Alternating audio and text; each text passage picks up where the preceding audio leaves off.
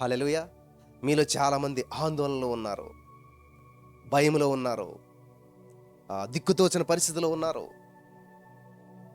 మరి ఏం చేయాలి బ్రదర్? మా పరిస్థితి అలాగుంది. ఇదిగో ఇప్పుడే మేము కట్టాలి, ఈ క్షణంలోనే వాళ్ళకి ఇవ్వాలి, వాళ్ళు వస్తున్నారు, వీళ్ళు వస్తున్నారు, వాళ్ళు మా మీద ఇలాగా చేస్తున్నారు, వాళ్ళు అలా చేస్తున్నారు, వాళ్ళు మా మీద నోటీసులు పెడుతున్నారు. ఇట్లాంటి గందరగోళ పరిస్థితులు మేము ఏం చేయాలి? ఏమి చేయొద్దు. వాటి గురించి ఆలోచించొద్దు. అలాగైతే అలాగా టెన్షన్ పెరిగిపోతుంది, బీపీ పెరిగిపోతుంది. ఎన్ని సంవత్సరాలు బట్టి చూసినా సమస్య తీరట్లేదు. మరి ఏం చేయాలి అంటే, ఇటువంటి పరిస్థితి బైబిల్ ఎవరికన్నా వచ్చిందా? వచ్చింది. ఇటువంటి సిచ్యువేషన్ పీకల మీదకి ఎవరికన్నా వచ్చిందా? వచ్చింది. ఎవరికంట? దేవుడు చెప్పిన నియమం ప్రకారం ఇజ్రాయేల్ ప్రజలు ఐగుప్తులో 430 సంవత్సరాల బానిసలుగా ఉన్న తర్వాత విడిపించబడి, మోసే నాయకత్వంలో నడిపించబడి, మరి ఎర్ర సముద్రం దగ్గరికి వచ్చేసరికి ఏమైందంటే, ఇటు చూస్తే ఎత్తైన కొండలు, ఇటు చూస్తే ఎత్తైన కొండలు. అర్థమవుతుందా మీకు అందరికీ? ఇటు ఎత్తైన కొండలు ఉన్నాయి, ఇటు ఎత్తైన కొండలు ఉన్నాయి. మనిషికి 4 దిక్కులు ఉంటాయి కదా. ఇటు బాగా ఎత్తైన కొండలు, ఇటు బాగా ఎత్తైన కొండలు. ఇంకా 2 మార్గాలు ముందుకెళ్ళాలంటే ముందు సముద్రం, ఎర్ర సముద్రం అడ్డుగా ఉంది. సరే వెనక్కి వెళ్ళిపోదామంటే శత్రువులు తరుముకొస్తున్నారు, ఐగుప్తీయుల సైన్యం. బ్రదర్ నిజంగా నా సిచ్యువేషన్ అలాగే ఉంది బ్రదర్. ఇటు చూస్తే కొండలు అంటే అప్పులు, ఇటు చూసినట్లయితే అనారోగ్యం, ముందు చూస్తే నుయ్య, వెనక చూస్తే గొయ్య. మరి ఏం చేయాలి? అదే, అందుకనే దేవుని స్తుతించుతూ ఉండాలి, అందుకనే దేవుని స్వరం వింటూ ఉండాలి, అందుకనే దేవుని వైపు చూడాలి. 4 దిక్కులే అనుకుంటున్నావు కానీ అస్సలైన దిక్కు ఒకటి ఉంది. ఆయనే దిక్కు, యేసయ్య దిక్కు, ఆయనే వైపు చూడాలి. పై దిక్కు చూడ మనం. చూసారా, ఈ దిక్కు చూసావు కొండ, ఈ దిక్కు చూసావు కొండ, ఆ దిక్కు చూసావు సముద్రం, ఈ దిక్కు చూసావు శత్రువు. అయిపోయింది. సముద్రం, శత్రువు, కొండలు తప్ప నీకు జీవము కలిగిన దేవుడు కనిపించట్లేదు. ఆకాశమందు ఆసీనుడు కనిపించట్లేదు. నిజంగా ఆయన వైపు నువ్వు ఎప్పుడైతే చూసావో, ఏ దిక్కు నీకు ఉపయోగపడనటువంటి దిక్కుగా ఉన్నప్పటికీ యేసయ్య వైపు చూసినట్లయితే ఆయన నీకు మార్గము లేని చోట మార్గాన్ని ఏర్పాటు చేస్తాడు. వింటున్నారు? అర్థమవుతుందా? నిజంగా ఇటువంటి క్రిటికల్ సిచ్యువేషన్ మీకు వచ్చేసింది. ఇంకా ఏదో డెసిషన్ తీసుకోవాలి, కానీ ఏం చేయాలో అర్థం కాని పరిస్థితి. ఏ డెసిషన్ తీసుకున్నా మనకి అది మంచిగా అనిపించట్లేదు కదా. ముందుకెళ్తే సముద్రంలో పడిపోతాం, చచ్చిపోతాం. ఇలాగెళ్తే కొండ ఎక్కలేము, వెనక్కి వెళ్తారంటే వెనక్కి వెళ్ళాలి. ఇట్లాంటి పరిస్థితులు మేము ఉన్నప్పుడు ఏం చేయాలి అని మీరు ఆలోచన చేస్తున్నట్లయితే, నా ప్రియమైనటువంటి సహోదరి స్నేహితులారా, యేసయ్య మీతో మాట్లాడుతూ ఉన్నాడు. యేసయ్య మీ జీవితంలోనికి మాట్లాడుతూ ఉన్నాడు. హల్లెలూయా. ఏం మాట్లాడుతున్నాడు అంటే, మోసే ఒక్కడు 30 లక్షల మందిలో ఒక్కడు దేవుడికి మొరపెడుతున్నాడు. In the name of Jesus. నీ సమస్య ఎటువంటిదైనా సరే యేసయ్య వైపు మొరపెట్టు, యేసయ్య వైపు చేతులెత్తు, ఆయన చూసుకుంటాడు. ఆపత్కాలమందు నేను మొర్రపెట్టగా నీవు నాకు ఉత్తరం ఇచ్చేదివి, నీవు నన్ను విడిపించేది, నన్ను గొప్ప చేసేదివి. కాబట్టి ఇది చేయట్లేదు చాలామంది, ఇది చేయట్లేదు చాలామంది. దేవునికి మొరపెడతలేదు, దేవుని మీద ఆధారపడతలేదు. హల్లెలూయా. పురుకొల్పుకోవట్లేదు, యెహోవా మీద ఆధారపడినట్లుగా వారిని వాళ్ళు పురుకొల్పుకోవట్లేదు. ప్రోత్సాహపరుచుకుని వాడు ఎవడో లేడంట. కాబట్టి ఈ రోజున ఈ యొక్క 12 గంటల ప్రభు సన్నిధిలో గడపటం అవ్వచ్చు, స్తుతి ఆరాధన అవ్వచ్చు, దేవుని మహింప, ఏదైనా సరే. ఎందుకనంటే నిన్ను నీవు ఎంకరేజ్ చేసుకొని ప్రభుకు దగ్గరగా చేసుకుంటాం. కాబట్టి ఇక్కడ నిజంగా చుట్టూ సమస్యలు చుట్టేసాయి, ముందు వెనక లెఫ్ట్ రైట్. ప్రజలందరూ ఆందోళన చెందుతున్నారు, కానీ మోసే మాత్రం నో డోంట్ వరీ, ఊరుకు నిల్చోండి, నుంచొని చూడండి, ఏం చేయొద్దు. ఉందా ఈ నిరీక్షణ? ఉందా మీకు? మీరేమి చేయొద్దు, ఊరక నిల్చొని చూడండి, దేవుడు చేసే కార్యాలు చూడండి.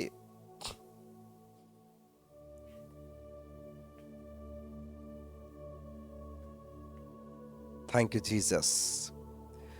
దేవుడు చేసే కార్యాలు చూడండి, నుంచుని చూడండి, నిలబడి చూడండి.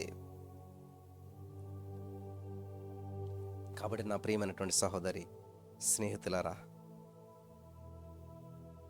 ఏం చేయాలి అర్థం కాని పరిస్థితిలో ఉన్నాం బ్రదర్. నాకు మెసేజ్లు పెడుతున్నారు చాలామంది చూస్తున్నారు, చాలామంది ఇరుకుల్లో ఉన్నారు, ఇబ్బందుల్లో ఉన్నారు, బాధల్లో ఉన్నారు.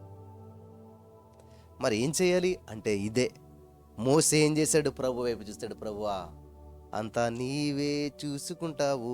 ఆయనే చూసుకుంటాడు, అంతా చూసుకుంటాడు. మోసే, నీ చేతిలో ఏముంది? కర్ర. ఏముంది? అధికారం, అథారిటీ.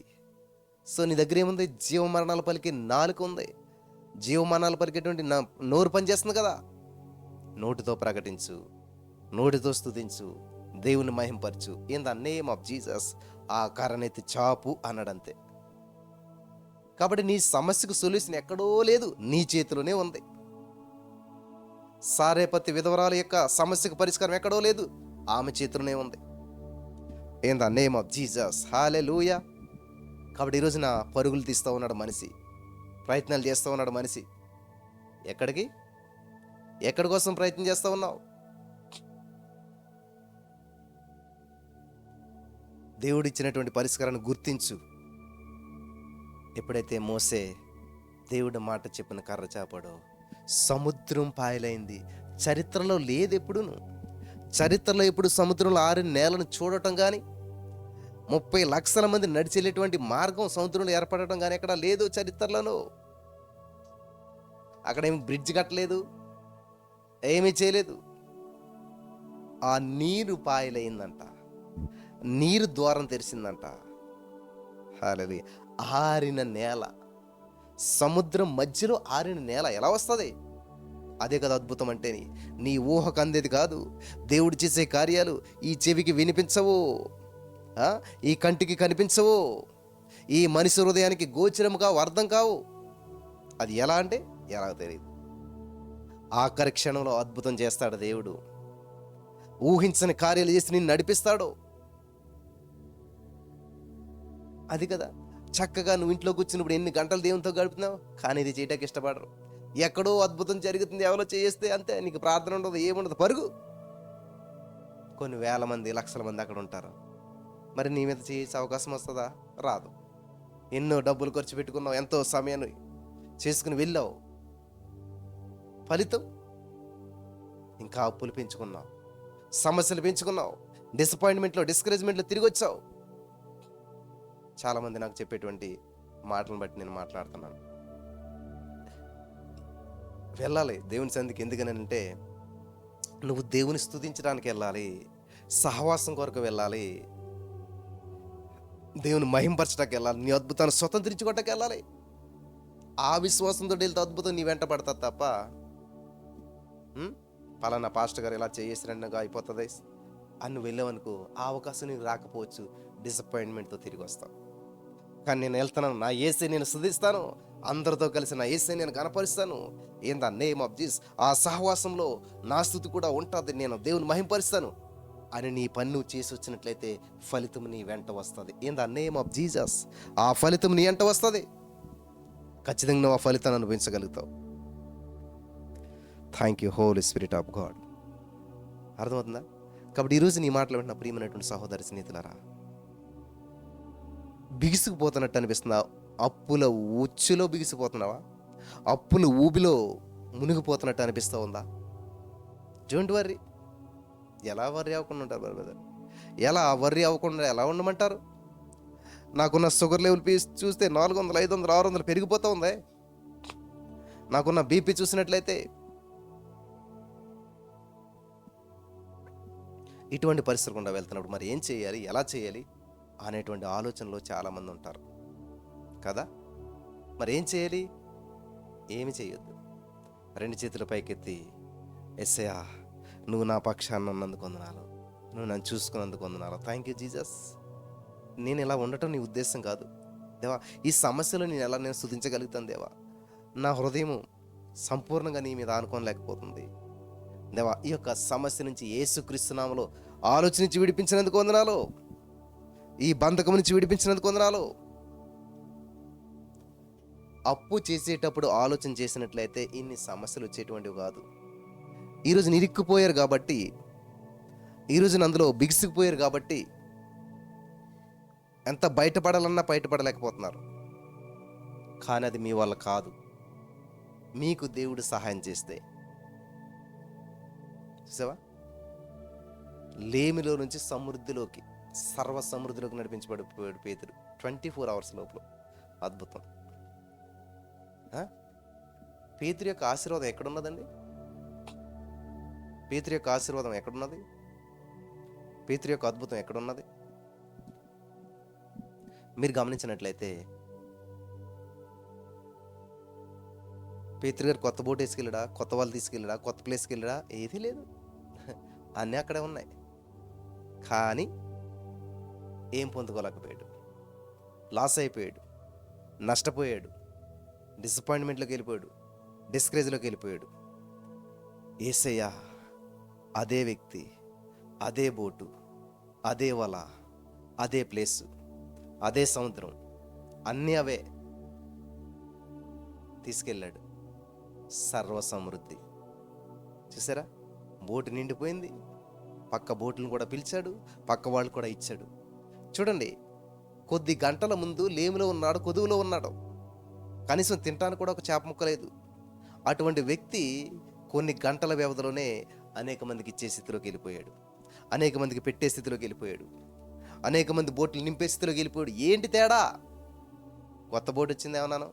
కొత్త టెక్నిక్ వాడా? కొత్త వల కొన్నాడా? కొత్త వేలో వలేసాడా? ఏమీ లేదు. యేసు లేకుండా ముందుకెళ్ళాడు, కష్టంతో నష్టంతో తిరిగి వచ్చాడు. యేసయ్యను తీసుకొని వెళ్ళాడు, యేసయ్యతో వెళ్ళాడు, యేసయ్య మాట చెప్పు నడిచాడు. తన దీవించబడతా మాత్రమే కదా అనేక మందికి దీవెనకరంగా ఉన్నాడు. ఈరోజు నీ మాటలు వింటున్నా మీలో చాలామందికి ఎస్ బ్రదర్, నా జీవితంలో కూడా ఇటువంటి అద్భుతం కోసం చూస్తూ ఉన్నాను. నిజమే, ఎన్నో ప్రయత్నాలు చేసి విఫలమైపోయాను, ఎన్నో ఇంటర్వ్యూలకి వెళ్ళి ఫెయిల్ అయిపోయాను, ఎన్నో ప్రయత్నాలు చేసి విఫలమైపోయాను, ఇంకా నా వల్ల కావడం లేదు, నేనేం చేయాలో నాకు అర్థం అవ్వట్లేదు అని మీరు అనుకుంటున్నట్లయితే ఈరోజు యేసయ్య మీతో మాట్లాడుతున్నాడు. మీ ప్రతి సమస్యకు పరిష్కారం ఆల్రెడీ నిర్ణయం చేశాడు దేవుడు. ప్రతి మెడిసిన్ తయారైనప్పుడు ఎక్స్పైరీ డేట్ కూడా ఉంటుంది దాని మీద. హల్లెలూయా. ప్రతి మెడిసిన్ తయారైనప్పుడే నువ్వు కొనేటప్పుడు చూస్తే ఎక్స్పైరీ డేట్ దాని మీద ఉంటుంది. ప్రతి వస్తువు తయారు చేసినప్పుడే దాని ఎక్స్పైరీ డేట్ ఉంటుంది. ఇంకా నాకు ఈ సమస్యలకు అంతు లేదు, నేను ఇంక ఈ అప్పు నుంచి బయటపడను, నేను ఇంక ఈ రోగం నుంచి బయటపడను అని నువ్వు అంటున్నావేమో. ప్రతి దాని మీద ఎక్స్పైరీ డేట్ ఆల్రెడీ రాసే ఉన్నది. హల్లెలూయా. Thank you Jesus, in the name of Jesus. ఇది సత్యం మిమ్మల్ని స్వతంత్రులుగా చేస్తుంది. ఈ సత్యం తెలుసుకున్న రోజున మీరు స్వతంత్రులుగా ఉంటారు. ఆల్రెడీ దేవుడు నీ ప్రతి సమస్యకు సొల్యూషన్ ఇచ్చేశాడు, ప్రతి సమస్యను సమాధి చేశాడు, మరణపు ముళ్ళను విరిచేశాడు. ఇది సత్యం. హల్లెలూయా. ఈ సత్యాన్ని తెలుసుకున్న రోజున అద్భుత కార్యాలు మీరు చూడగలుగుతారు, ఆశ్చర్యమైన కార్యాలు మీరు చూడగలుగుతారు, దేవుని మహిమను మీరు అనుభవించగలుగుతారు, దేవుని సన్నిధిని మీరు అనుభవించగలుగుతారు. హల్లెలూయా. ఈరోజు నీ మాటలు వింటున్న ప్రియమైనటువంటి సహోదరి స్నేహితులరా,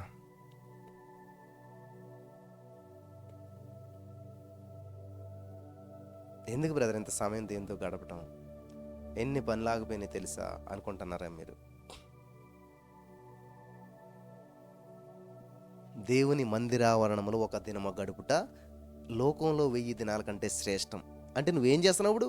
నీ సమయాన్ని శ్రేష్టంగా మార్చుకున్నావు, నీ రోజు నువ్వు శ్రేష్టంగా మార్చుకున్నావు. ఈరోజు నీకు మరి 12 గంటల లైవ్ ప్రేయర్ లేకపోయినా, ఈరోజు నేను ఇంతకాలం స్తుతించాలని సమయం పెట్టుకోకపోయినా నీకు రోజు గడిచిపోయేది. ఎలాగో గడిచిపోయేది. ఏ యూట్యూబ్ రీల్స్ చూస్తానో, ఏ టీవీలో ఏది చూస్తానో, లేకపోతే ఎవరికో ఫోన్ చేసి మాట్లాడతానో, లేకపోతే ఎవరో ఇంటికి వెళ్ళి కూర్చుని ఏదో విధంగా నీకు రోజు గడిచిపోయేది. కానీ దానివల్ల ఉపయోగం లేదు. ఇది చాలా యూజ్ఫుల్, ఇది చాలా విలువైనటువంటిది. ఇది దేవుని సందులో గడిపిన సమయం ఏది వృధా కాదు. హల్లెలూయా. యేసయ్య నీతో ఉన్నాడు. నీ ప్రతి సమస్యకు పరిష్కారాన్ని ఆల్రెడీ సిద్ధం చేశాడు. ప్రతి సొల్యూషను నీ కొరకు వెయిట్ చేస్తూ ఉంది. దిగులు పడొద్దు. ఎన్ని సమస్యలు చుట్టుముట్టినా కానీ, ఎంత గందరగోళంలోకి వెళ్ళిపోయినా కానీ, ఎంత డిసప్పాయింట్మెంట్లో, డిస్కరేజ్మెంట్లో, డిప్రెషన్లోకి నువ్వు వెళ్ళిపోయినా ప్రతి దానికి సొల్యూషన్ ఉంది, ప్రతి సమస్యకి సొల్యూషన్ ఉంది. మన యేసయ్య విడిపించేశాడు. మన యేసయ్య నిన్ను నడిపించేస్తా ఉన్నాడు. నువ్వు నమ్మిన ఎడల దేవుని యొక్క శక్తిని, దేవుని యొక్క మహిమను నువ్వు అనుభవిస్తావు. హల్లెలూయా. బలపరచబడ్డారా? చుట్టూ సమస్యలు చుట్టినప్పుడు ఏం చేయాలి తెలుసా? దేవుని వైపు చూడు. ఆయన నీకు మార్గం లేని చోట మార్గాన్ని సిద్ధపరుస్తాడు. నమ్మిన వారందరూ స్వతంత్రించుకుందరుగాక. ఆమేన్.